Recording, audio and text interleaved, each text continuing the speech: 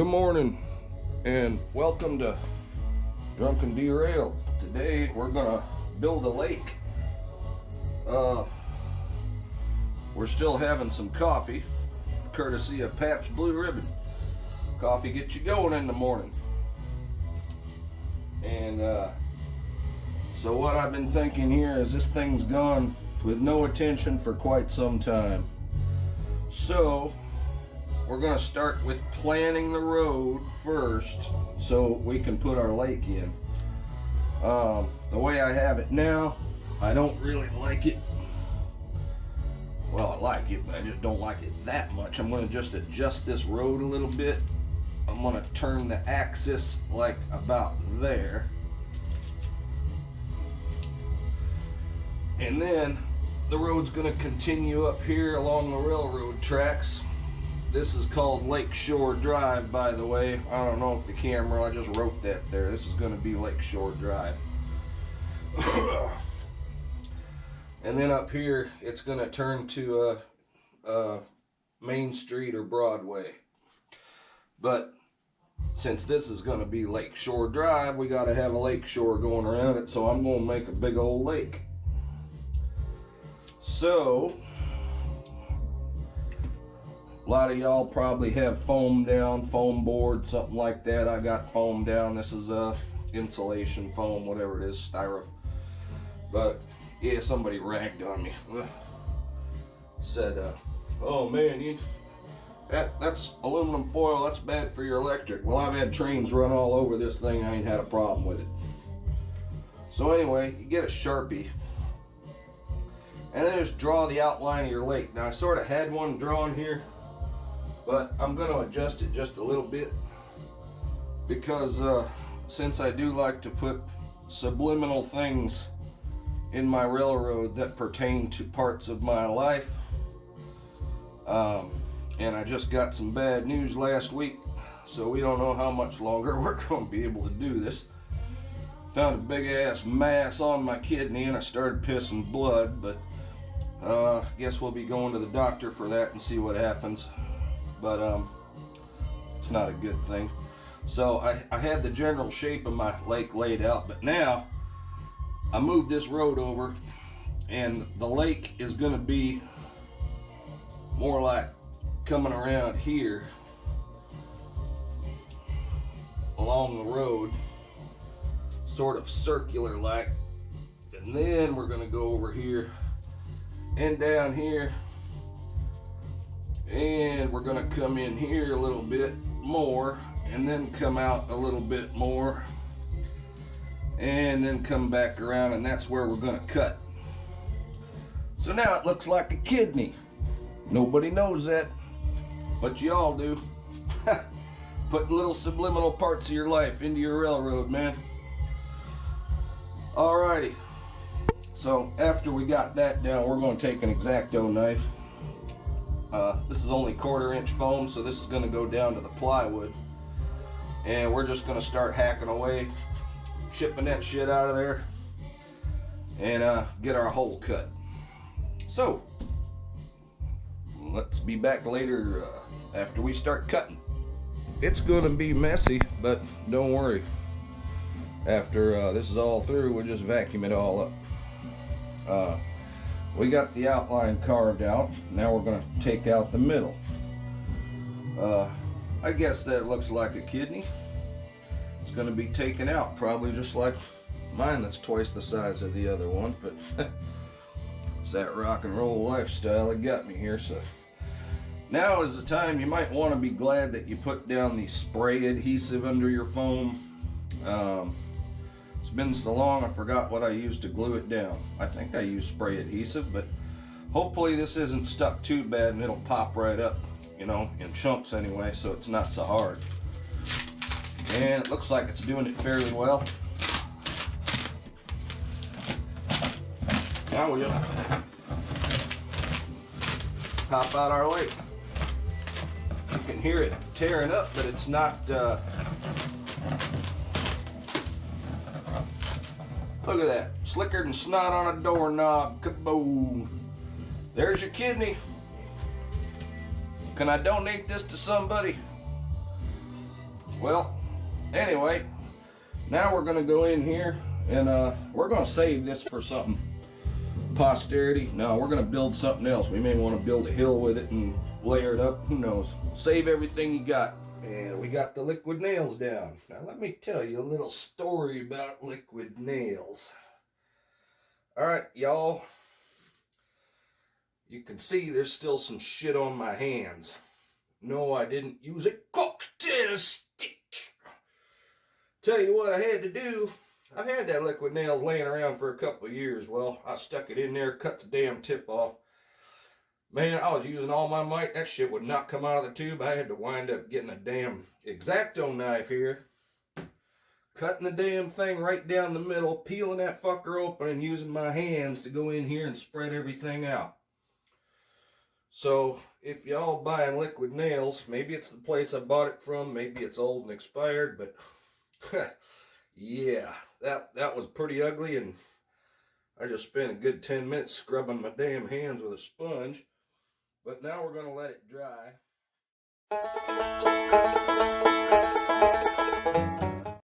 The liquid nails has had a chance to dry, although it's very cold to the touch here on the edge, so it hasn't quite cured yet. You can see right there, hopefully with the camera, that it's cracking a little bit. I was going to measure this, y'all.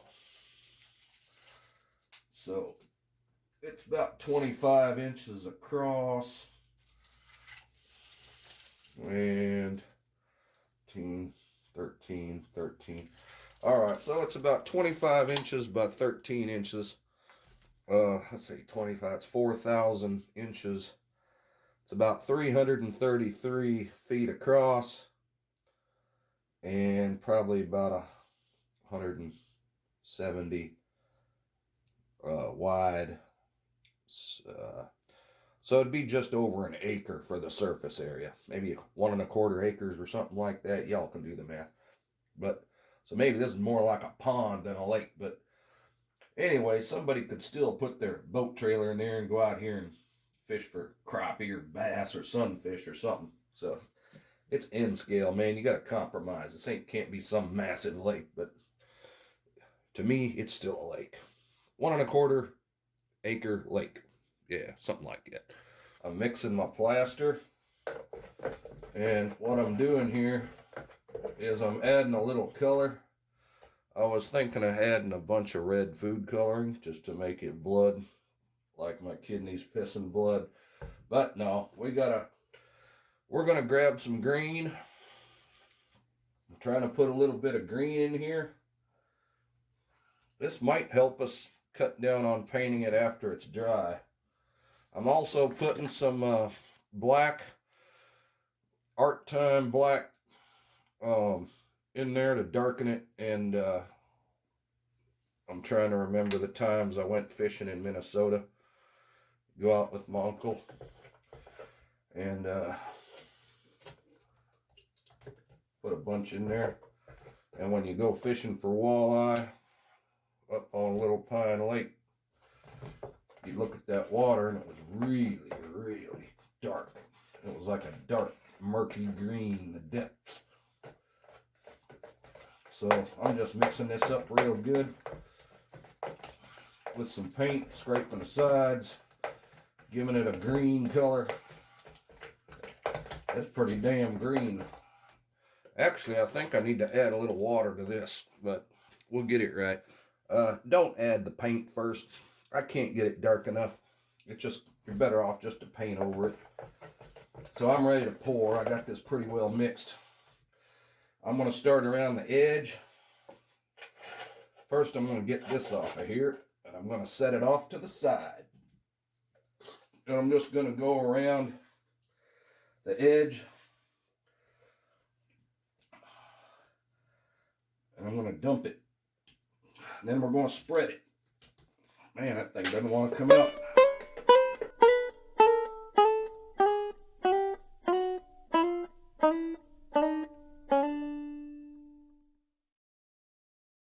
Plaster's cured. We've established that we aren't going to put color in it beforehand. but we're going to put the toilet paper down, and I got quite a bit of 50-50 glue mixture that I'm stirring here. Only reason I'm putting the toilet paper down rather than just going over it and painting it is because I want the texture. So I got quite a bit here. Alrighty, we got this applied all over the damn place. I noticed it likes to puddle up here, so I put a little extra toilet paper up here in the middle. Now we're just going to go over here and pat this all down. Make sure it sticks a little bit. Then we're going to go over and dab it with some more glue and manipulate it a little bit just to, and this also will give a good seal to where the that text, that Envirotex is going to go.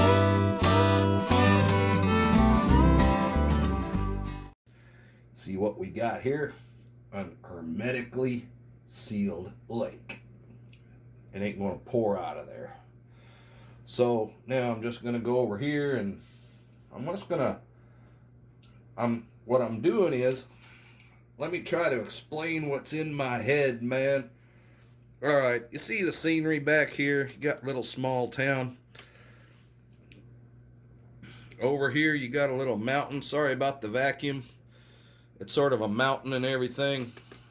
We're imagining a chinook or a breeze or a front coming over the mountain and blowing. And what it's doing is it's blowing from a northwesterly pattern down on this lake with a light, gentle breeze. And so I want my ripples, I guess, to go at, I don't know, about 30 degrees, so that the wind is coming down this way in this direction, and it's gently blowing the breeze. Plus, it keeps low tide. Hanging on, letting go. No one knows if you're coming. Let's apply it liberally. Get your water, get your paint, and also take into consideration this backdrop here. It's overcast, so you got to remember that it does have a factor in what color your lake is, so it's going to be pretty darn dark with that overcast background. So let's apply liberally, and after we're done with the middle, I used my blues and greens and blacks, tried to darken it with the pure black right here in the middle and blend it out with the blues and the greens. So just slowly with a very light touch going over it and blending it over, and so now you got the real dark stuff, and then there's a nice little bit of blue down here.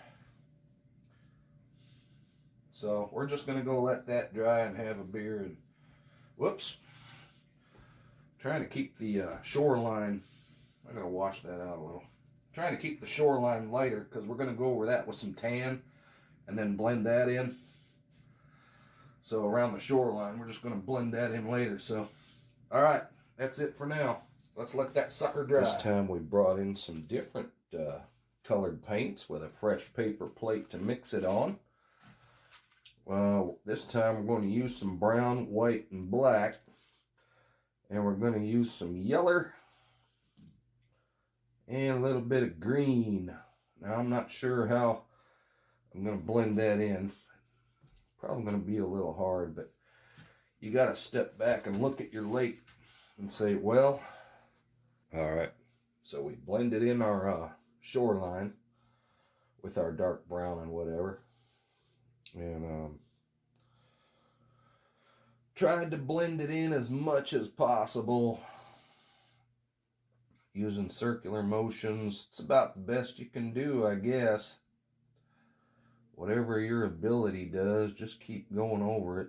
It took about a half hour to get all that there, so still not happy with some of the colors, so I may go over it tomorrow with a different color. Just keep doing it, man. Now that we're sort of happy with the beach and the lake, you remember that area I said I was going to make a marsh out of? We've painted that in super dark green. So we're going to pour a little in there, and that's going to be our little swampy marsh area. Suppose you can get a close-up of that. The glue isn't dry on the rocks yet, so I just had this as a last-minute thought. So it might look like a dead tree. And here's drone footage of the beach. No, it's just the camera. Don't worry about it. Drone footage. Manual drone footage. Some rocks. Dead tree. That's got to dry. But, come on, man. Focus. All right, folks, we're back. And we're going to start mixing the this resin, Envirotex. Pour on. You can see the box there. It's pour on, moron. Get a clue. So I'm not here to wipe your ass and show you how to mix it and stuff. Use 50-50, mix it for a long time. It's ready to go. The only thing I did want to show you is I brought some blue and some green food coloring, and I'm going to put about 1 drop of each in there.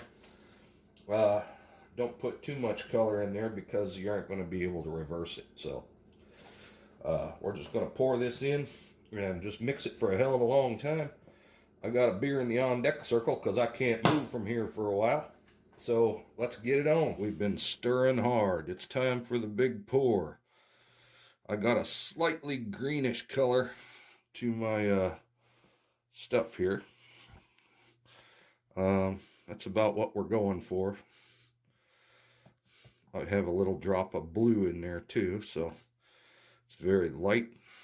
And we're just going to go ahead and start pouring this very gently, because then we're going to have to get the air bubbles out.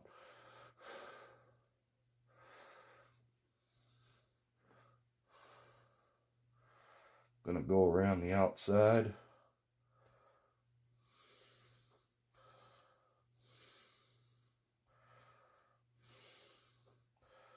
Need to go all the way around the outside.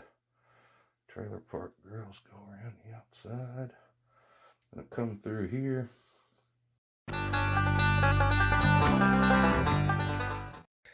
It was a little messy, a little sticky, but I got the lake level up to where I wanted it. So now that was a 16 and a 32 ounce box.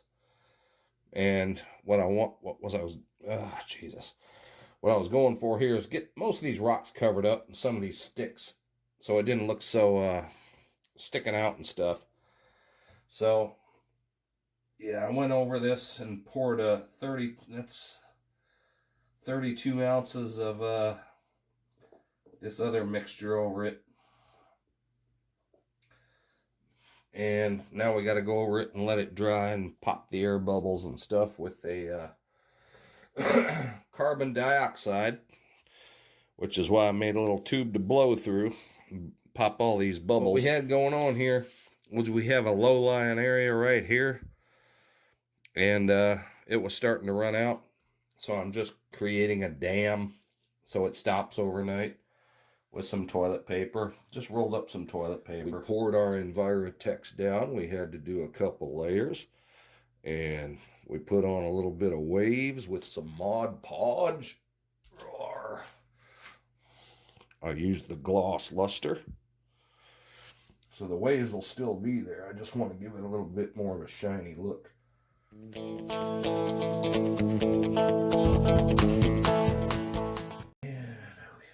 Yeah, I guess we're good. So that's it.